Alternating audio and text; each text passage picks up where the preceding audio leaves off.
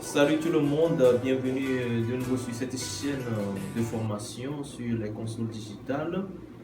Je vous remercie déjà pour vos suggestions, vos divers commentaires et surtout bienvenue aux nouveaux abonnés. Je suis Marius Thierry et je suis là pour vous donner plein d'orientations, plein d'astuces sur la gestion des consoles digitales. Surtout en ce moment-ci, depuis un moment, nous travaillons sur la console X32, ce qui va de même pour la console M32. J'espère que aujourd'hui vous appréciez un peu la qualité de l'image et puis du son.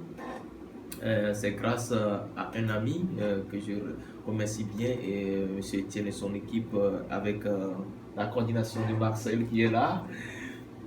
Merci. Ce pourquoi je suis là aujourd'hui, c'est de vous parler un tout petit peu sur ce que nous avons déjà fait et surtout partagez la vidéo, abonnez-vous et likez. J'ai reçu pas mal de messages, que ce soit par email ou par WhatsApp, me demandant comment est-ce que à distance je peux contribuer au bien d'une balance. Et c'est facile, et j'ai déjà réalisé ça avec pas mal de personnes ici et là. Il s'agit de faire quoi d'abord? Vous devez connaître comment faire le virtual soundcheck, de m'envoyer les bandes, c'est-à-dire que le dossier d'enregistrement de tous les canaux, et moi je me donnerai le plein gré de mixer votre production et vous envoyer la scène.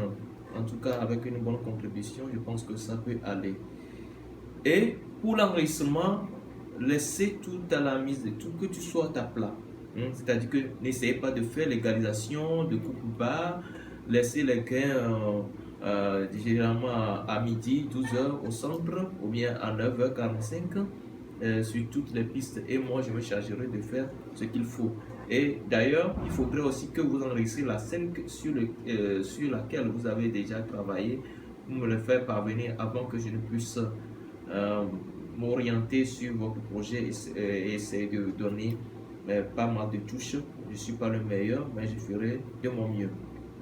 Je remercie la communauté du Canada, les gens qui m'ont appelé de Québec, qui m'ont écrit, avec qui on a échangé, on a collaboré, de la France, du Cameroun, Congo, du Mali, Sénégal, Belgique et partout, je ne vais pas oublier. Si j'ai oublié qui que ce soit, excusez-moi.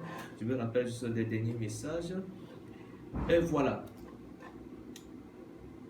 L'ultime question qui revient du jour au lendemain, se focaliser sur comment avoir un mix pur.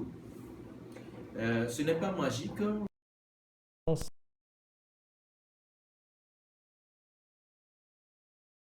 Peine, mais il faut noter une chose. Mise en jeu, soit aussi c'est-à-dire que les micros soient des micros performants d'une bonne gamme. Je ne demande pas que vous achetez un micro qui va rentrer dans la gamme des 1000 balles, ainsi de suite. Il y a des micros pour les instruments, vous pouvez trouver les SM57, pour les instruments, la voix SM58. Bon, voilà, ça commence bien par rentrer dans la gamme des micros de prise de son. Et particulièrement pour la batterie, chacun a ses préférences. Je ne demande pas ce que vous vous orientez vers tel choix de micro. Chacun a ses préférences et chaque micro a sa coloration. Et pour différents types de musique, il y a certains micros qui sont adaptés pour la captation. Du coup, si vous n'êtes pas batteur, n'essayez pas de régler la batterie à la place d'un batteur. Cherchez un batteur professionnel pour qu'il vienne régler la batterie afin que le son déjà acoustique de la batterie soit audible et soit agréable à l'oreille, de même que tous les autres instruments. Sur ce point, je viendrai sur les détails si vous me le demandez. Et voilà. Et après tout, l'instrument bien réglé donne une sonorité, en tout cas acceptable, qui arrive au niveau des préamplis de la console. Donc, vous n'aurez pas à bidouiller, c'est-à-dire que le son dans de l'autre fois est composé de quelques bandes de fréquences à atténuer bien. Mais aujourd'hui, nous avons digitalisé tout. Pour ne pas dire je ne fais pas partie du projet, mais on m'inscrit dans le projet parce que j'utilise des consoles digitales, que ce soit de Yamaha.